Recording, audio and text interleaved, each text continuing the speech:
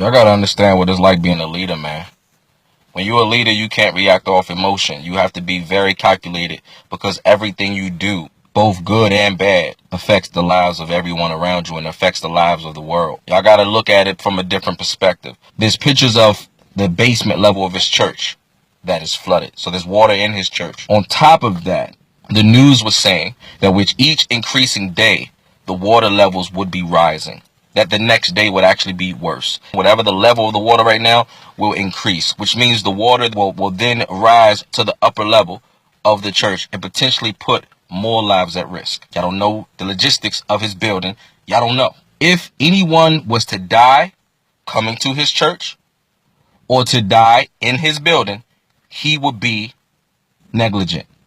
The headlines would be even worse than it is now. Then he would have to assemble men of his church who are already tending to their own families, who are already trying to get their own families to safety. He would have to assemble the manpower to then keep the church open. And y'all know what happened during Katrina. Unfortunately, when they let the people in the football stadium in Katrina, the niggas start raping, killing, beating people up, stealing, all types of just straight desecrating that stadium. You would think when given the opportunity to get to safety that people would be at peace, that people would help one another. But women were getting raped in that stadium in Hurricane Katrina when they opened it up as a shelter for everyone to come. It's a church. It's not FEMA. He's not saying try to swim your way through the floodwaters and potentially die to get to my church. He's saying go somewhere that's near you where you can get immediate assistance. Y'all using this whole situation as an agenda post. Then you got the people who just believe everything they hear. Throw it up on any news media site and everybody gonna run with it. When they said Usher had herpes, right? Shorty had 0 facts. She had no facts.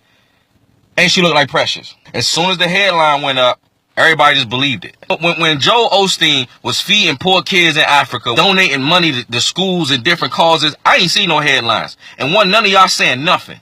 This man has been in ministry for years. You know how much this man has done for his church, for his community, and for the world? Half of y'all talking about that man, y'all the same people who get upset when people walk in y'all house with their shoes on.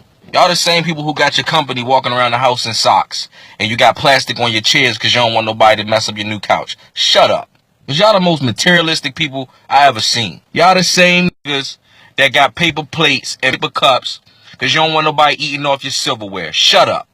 Lakewood Church in Houston, Texas has been receiving criticism for not opening up their doors immediately after the hurricane. That's not the entire story. It's just not a true narrative. I mean, there were safety issues as well. The building was on the verge of flooding, just water right up to our floodgate. So first couple days, it was not accessible for our staff or for other people as well. People went and photographed the outside of the church, and it appeared as if nobody was at the church. And they wanted to know that if your church was dry, then why weren't you sheltering people rather than Tuesday, say Sunday? Yeah, the church was not dry. People can't see everything. People from a distance. There's a road right behind me where we have big floodgates where the water was close to coming over. Now that water recedes in 12 or 18 hours, but you know, at the time it was not dry. And in fact, this building flooded back in 2001 when the Rockets had 10 feet of water right behind me down on the lower floor. So, you know, there's safety issues, and from a distance it looks like this church up on a hill, but, you know, there's other issues going on as well. Plus, you know, our staff and building engineers, there wasn't anybody close. You know, my niece was stranded right across the street from this building either Saturday or Sunday, but water can rise very quickly in these bayous. Were you surprised at the outrage, at the reaction, at how people focused on you and your church?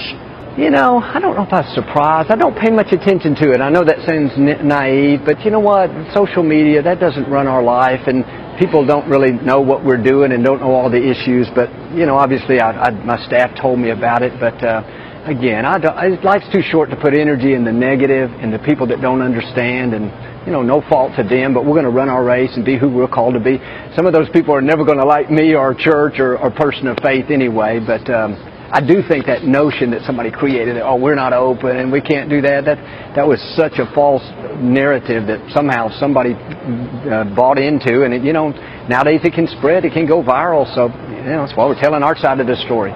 But you didn't have people basically who were seeking shelter. You did not have people in the church on Sunday, for example, or Tuesday or No, Monday? Tuesday was the main day, but Saturday and Sunday we're not safe here. I can promise you that. Flooding wise and everything else, we have some of our pastors were in floods, had to be rescued, holding their babies for 4 hours in floodwaters, and we somehow found some boats to go get them. But it was a huge storms, and a lot of different issues going on, from safety to just keeping it all together. Man, he's only a human, man. He's only a man. He ain't perfect.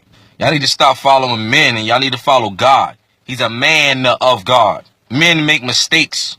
Not saying he made a mistake, but if he did, so what? Maybe he was taking care of his family. Wouldn't that what y'all be doing? Because I know me. I'm going to make sure my girl's straight. I'm going to make sure my kid's straight. I'm going to make sure my mama's straight. And then I help where I can. You understand what I'm saying? Because that's what men do. And it's your boy, Cali, keeping it 100. Always. Somebody got to do it.